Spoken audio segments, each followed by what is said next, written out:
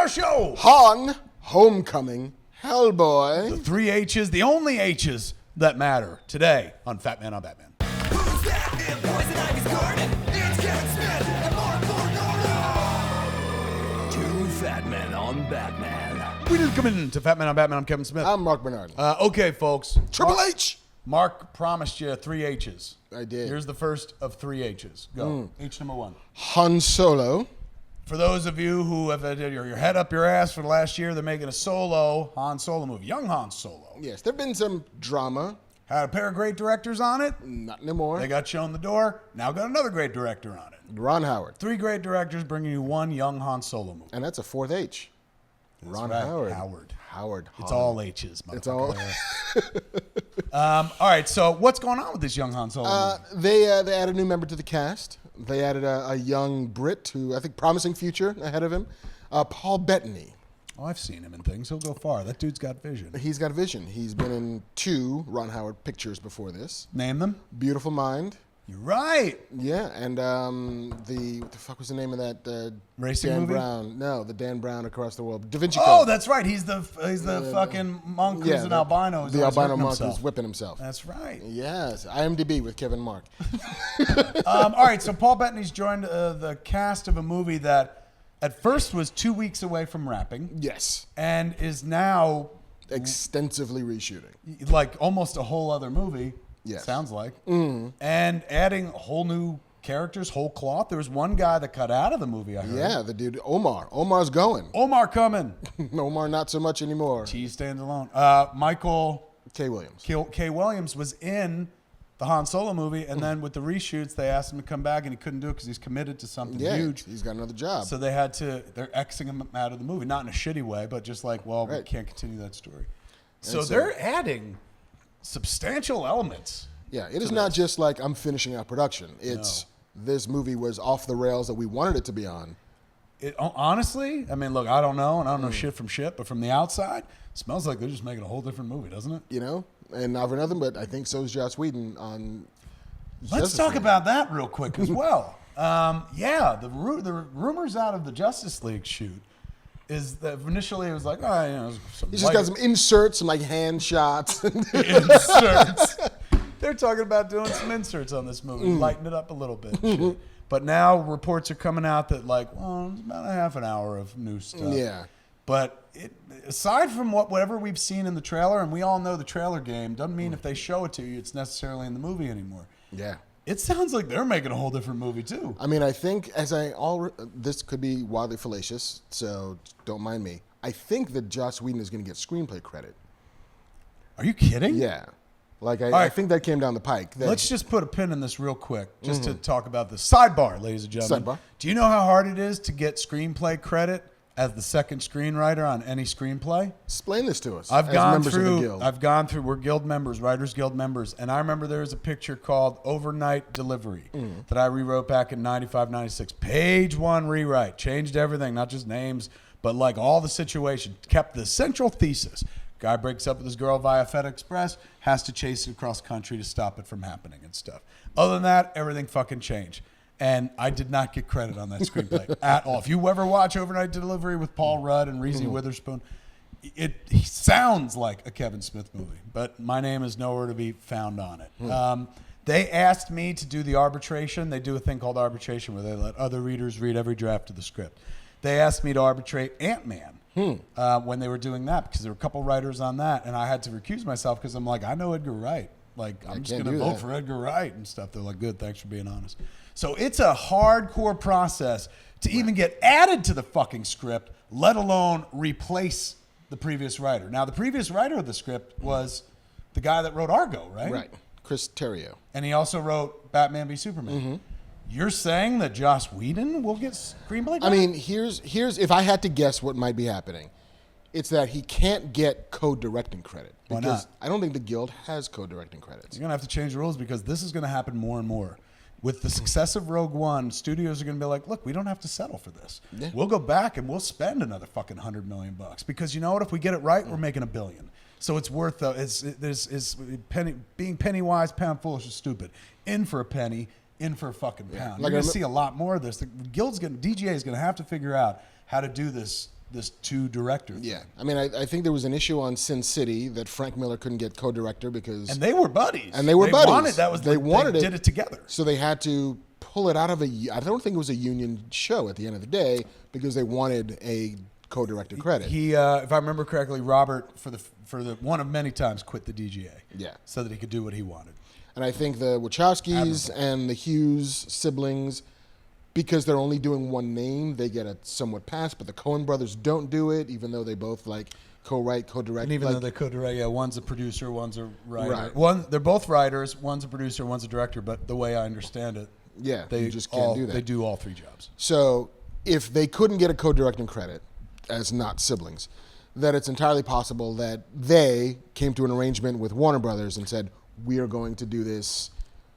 They would have to come to that arrangement with the original writer, though. I mean, maybe who would they be did. like, you know what, my name's Paul, and this is between y'all. Y'all paid me handsomely. I'll get a story credit. It's fine. And he would have to be doing crazy you have to rewrite. I think it was like 51%. I think it's like 60% at this point. It's some ridiculous number. Like 60. Let's say 50 to 60% of it has to be completely new material from what they shot in order for him to get credit. If that's the case, if he gets credit, then it's fair to say that this movie looks a lot different when you see it than what it was supposed to look like originally. Yeah. So anyway, that's happening. That's happening everywhere. So it's happening on Han Solo as well. It'll happen on Han Solo. So who knows exactly how Ron Howard will be credited? Point is, Paul Bettany might wind up in Justice League as well, for all you know. Hey, why couldn't Vision just cross over? He could be the man who walks between every world. Paul Bettany's the fixer. When your shit's broken, you bring in Betany, and Betany's the patch that makes it go. Maybe Betany is what Justice League has been missing all along.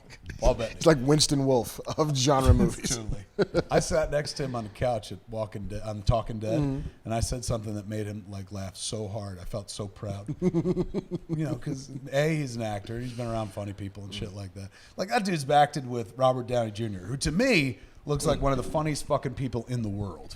Like, I would fucking, if they did an auction if I found out I was sick and they're like, what's your Make-A-Wish? I'd be like, I want to hang out with Robert Downey Jr. for a day. He seems vastly entertaining. So, Paul Bettany hanging out with RDJ and I made him laugh. I felt, for a moment, I felt like RDJ. Nice job. Pretty cool. All right, anyway, Paul Bettany going to be in Han Solo. Is indeed. What's he going to play? Maybe he's going to play Crimson Jack, that rabbit from the comic books. That'd be amazing. Could you imagine if you were reading it and they're like, holy shit, it's the fucking bunny from the Star Wars comic that happened after the novelization of the movie. Paul, you're a very handsome man. You don't look British at all. How would you like to, I don't know, be another voice in something? Be a space rabbit. Come on, wouldn't that be great? I mean, look what happened to Space Raccoon Dude. He's doing great. Dude, you're not kidding. I was fucking around, but you're right, man. Star Wars might be like, let's take a little rocket in this. Wasn't there a rabbit in these comic books at one point? We need space marsupials. Who else we got? They get my kid. She loves bunnies. Hey. She's like, Paul Bettany's playing a bunny? I'm going. She's going anyway. What else is the news? Homecoming. That's the second Homecoming. age. That's the second age. Sony is bringing the Homecoming writing squad back together. Good, because I loved that movie. Yes, One really, of the really highlights strong. of my summer was Spider-Man Homecoming. Yours? Absolutely. Wonderful Absolutely. movie. Yeah. Can't wait to own it on home video. Currently own Guardians of the Galaxy Volume 2. Have watched it to death. And cried. Oh, my God. Now I could just skip right to the Ravager's funeral and watch Sean Gunn scream and fucking... it's everything. It's so beautiful. So I look forward to buying Spider-Man too. Yeah, so Chris McKenna, Eric Summers are going to be back in the Spider's Those Web. are the writers? There's like 5 writers, I think, credited on that. Who's the Those fuckers two. that wrote... Like, I've seen their names a lot on Avengers movies. They did the last 2 Civil Wars. Oh, McFeely Yeah. and Marcus and McFeely. Marcus and McFeely. These fucking guys are two of my favorite writers. I don't even, like, back in the day, you knew everybody. You knew all their names. This one came from this one.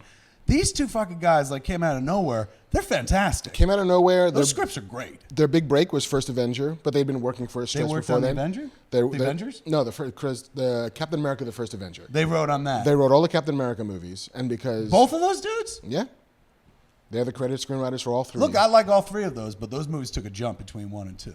Like, 1 is all origin and shit like that, but fucking Captain America 2 and fucking Captain America 3 are fantastic. I mean, I think it's once they got into sync with the Russos and they figured out we're gonna make all of these movies a different movie. Totally. And not to take away from Joe Johnston, who did a phenomenal movie and made one of the greatest comic book movies ever made, The Rocketeer.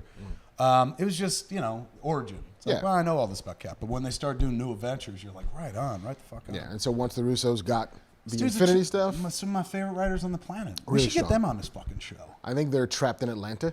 Yeah, they're just constantly writing.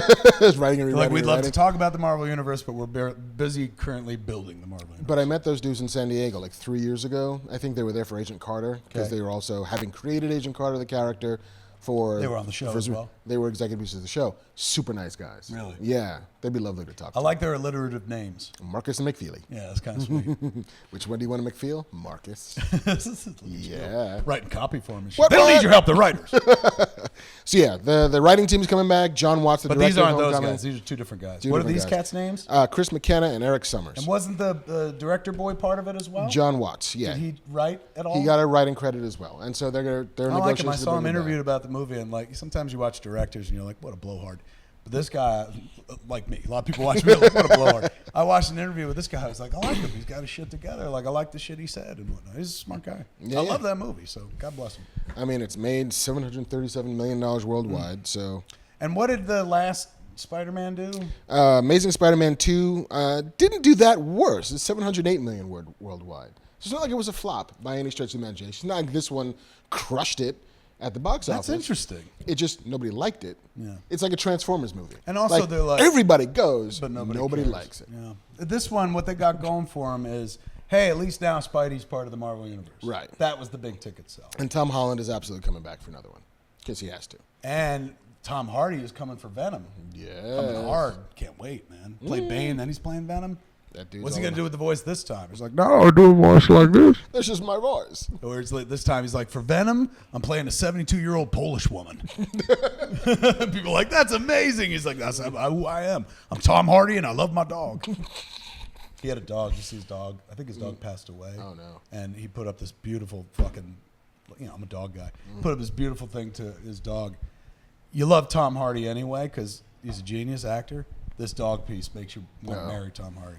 Good guy. Is it as much as a Mary thing as when Chris Evans, did you see that bit where Chris Evans got back from the set of The Avengers after 10 months and his dog all but went to town on him? Yes. That's beautiful. It's cute. And I'm not a dog guy. I love when a soldier returns home and his dog greets him, even if it's a fake soldier from a movie. All All right. right, last H. Last H. Hellboy. There is a Hellboy movie coming, ladies and gentlemen. Guillermo del Toro has nothing to do with it, but that don't matter. That don't matter. Mike Mignola has a credit on the screenplay. Huge. He's the guy that created the character, He is the artist. indeed. Brilliant artist. David Harbour is the new Hellboy. The guy from Stranger Things, the adult from Stranger Things who wasn't Winona Ryder. There was going to be a fellow named Ed Skrein in the movie. The guy who was Francis. Where's Francis? From Deadpool. Indeed. Was supposed to be playing a character named... Who also, to be fair, was also in Game of Thrones.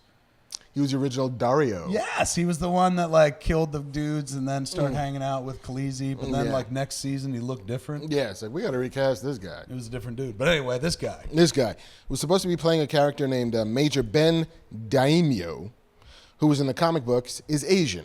Okay. And so he was cast. He was all excited to do it. It's like, let's go. Let's make a Hellboy movie. Then when he found out about the origin of the character, and social media did what social media did, which was, sort of talk about... They said this is another whitewashing. There's another example of whitewashing with casting a white actor to play a character that was originated as Asian on the heels of Scarlett Johansson in Ghost in the Shell and on the heels of Tilda Swinton in Doctor Strange. It has been, not even to say a cause celeb, just something that people are more aware of than they'd ever been before. Right. And so once he found out, he recused himself from the picture. I know. I read this. I know this from last week, but this is me acting. What? What? In a statement, he said, it's clear that representing this character in a culturally accurate way holds significance for people, and that to neglect this responsibility would continue a worrying tendency to obscure ethnic minority stories and voices in the arts. I feel it's important to honor and respect that. Therefore, I've decided to step down so this role can be cast appropriately. Representation of ethnic diversity is important, especially to me, as I have a mixed heritage family. It's our responsibility to make moral decisions in difficult times and to give voice to inclusivity. It is my hope that one day these discussions will become less necessary and that we can help make equal representation in the arts a reality. Who is that? That's a smart dude. Very smart dude, man. And also just like, wow, what a right thing to do. And I saw he got rewarded handsomely across the Twitter sphere, the blogosphere. A lot of people going like, huzzah, good for you, Ed. I mean, it's like it's putting your money where your mouth is, literally. Like, I don't know what his payday was going to be for that, but it would have been handsome as a working actor in Hollywood. It's just like, hey, man, like another job. Yeah. Jobs are, it seems sometimes like, oh, everyone works constantly in Hollywood. That's because people string together work. And that's another high-profile part for a dude who's like, right on, man. I'm building my resume and stuff. And now all of a sudden he's like, I'm not going to do it. But he'll be rewarded handsomely, not just like, by the world going, good for you and better for, other people who maybe could fill that role now. But karmically speaking, that's going to come back in a good way. Somebody who didn't consider him for something before is going to reconsider now going, oh, that's a good guy. Totally. Especially when you started looking at some of the people who were doing the retweeting, Ava DuVernay, Jordan Peele, like a bunch of people at the upper echelons of where Hollywood is and where Hollywood's going are like, oh, that guy. Yeah. I like this guy now. Yeah. Something to remember. That gets him meetings. Not to say that this was entirely mercenary. No, not at all. I think, honestly, I don't know the dude at all, but what I read, it seemed literally the dude got a little like, oh, shit, I didn't know. Yeah, so I'm like out genuine. Sorry, I made a mistake. I'll fix it before there's a problem. My name's Paul. This is between y'all. Indeed. Wow. So, yeah, good on him. Yeah, man, good for him. I liked him in that role, too. Where's Francis? He was so shitty. You were happy to see him go. Yeah. I liked him as Dario, too. He seems to be a good actor, even though his teeth are a little fucked up. But that's his they? thing. Yeah, he's British. We just lost our entire casting fucking aspersions on the British London audience. folk. They're like, fuck you, Marc Bernardin. Look at my teeth. They're straight. Would you like to come back to the London Film at Comic-Con? Fuck you! Yeah, really, dude. From the other half of Fat Man on Batman, you all have lovely teeth over there. I've never found this stereotype to be true. Lovely folks, smiling all day long. There it is, folks. For Fat Man on Batman, I'm Kevin Smith. I am Marc Bernardin, pissing off an entire continent. Fucking alienating people left and right. Easy crazy. Tune in next episode. We'll talk about less offensive things. Same fat time, same fat channel. Smodcast.com or YouTube.com/Kevin Smith.